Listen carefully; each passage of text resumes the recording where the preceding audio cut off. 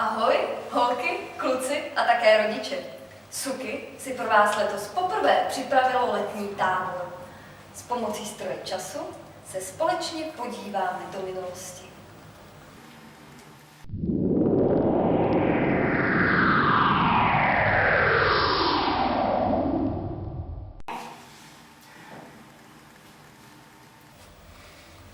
V každé době zažijeme různá dobrodružství.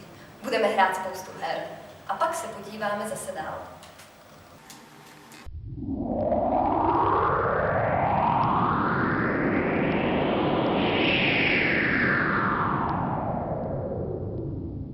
Společně si na Šumavě užijeme celý týden od 15.